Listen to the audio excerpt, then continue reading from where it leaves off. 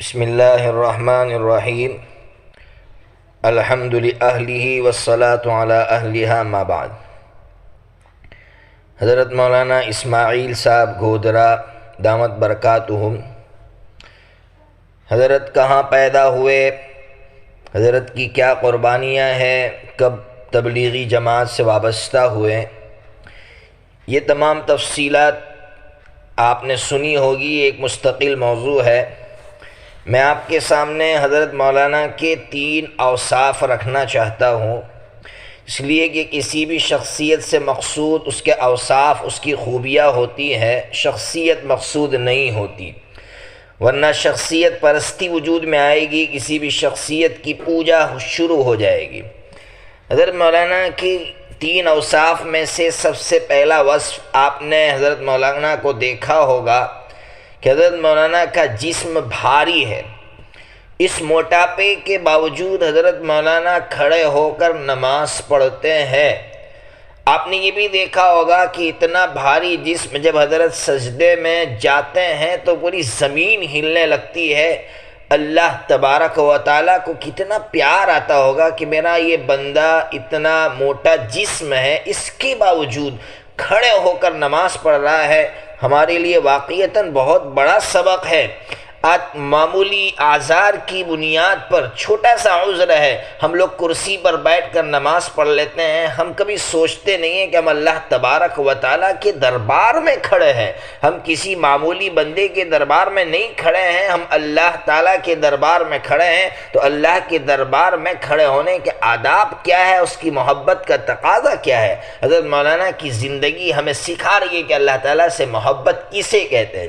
اسی لیے موطا امام مالک کے اندر ایک حدیث ہے حضرت عبداللہ ابن عمرو بن عاص رضی اللہ تعالیٰ عنہما کی کہ جب صحابہ کرام مدینہ منورہ پہنچے تو بخار کی وجہ سے کمزور ہو گئے تھے، بیٹھ کر نماز پڑھ رہے تھے۔ حضرت نبی پاک صلی اللہ تعالیٰ علیہ وسلم نے فرمایا کہ اگر ہمت سے کام لے کر یہ صحابہ کھڑے ہو کر نماز پڑھتے تو ان کو دوہرا ثواب ملتا، ڈبل ثواب ملتا۔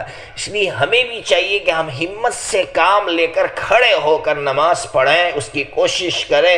معمولی اعذار کی بنیاد پر مسجدوں میں کرسی پر بیٹھنے کا جو رواج چل پڑا ہے یہ بہت نقصان دہ ہے۔ واقعتاً یہ عیسائیوں کی اس کے ساتھ ایک مشابہت ہے۔ اللہ تبارک و تعالیٰ پوری امت کو صحیح سمجھ عطا فرمائے۔ دوسرا وصف بہت مختصراً سنا رہا ہوں۔ دوسرا وصف ہمارے یہاں دمن میں ایک مرتبہ جوڑ تھا یا اجتماع تھا، حضرت مولانا تشریف لائے ہوئے تھے۔ جب رات کا وقت ہوا تو ہمارے جامعہ میں مہمان خانہ ہے اور اس میں اے سی ہے، تو حضرت مولانا کے لیے رات کو سونے کا انتظام کیا گیا۔ جب رات کا وقت ہوا، سونے کا وقت ہوا، تو حضرت مولانا نے کہا میں یہاں نہیں سوؤں گا، جہاں لوگ سوئیں گے، جہاں دوسرے علماء سوئیں گے اسی جگہ میں سو جاؤں گا، ہاں میرے لیے صرف 4 پائی کا انتظام کر لو۔ حضرت مولانا دوسرے علماء کے ساتھ سوئے، اپنے لیے کوئی خاص جگہ کا انتخاب نہیں فرمایا، اپنی کوئی خصوصیت نہیں رکھی۔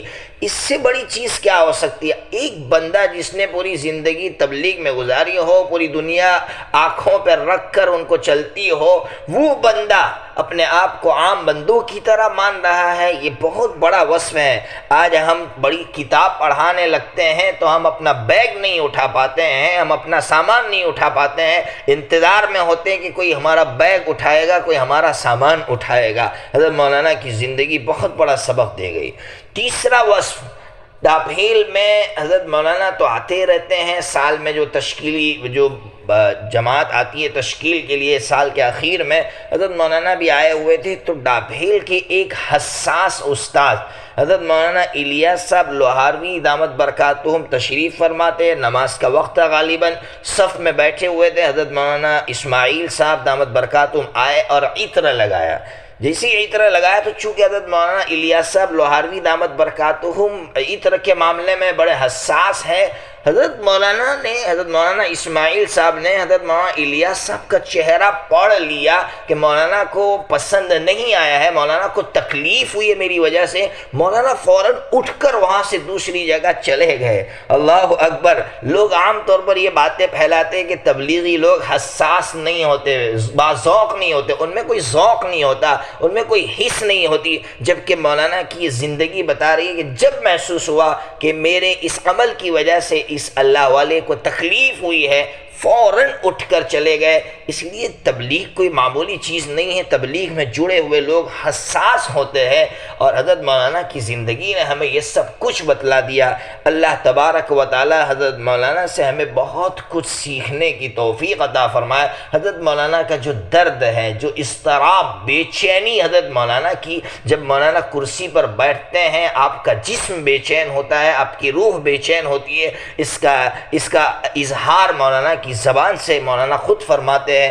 اللہ تبارک و تعالی اسی بے چینی امت کے باب میں ہم تمام کو عطا فرمائے۔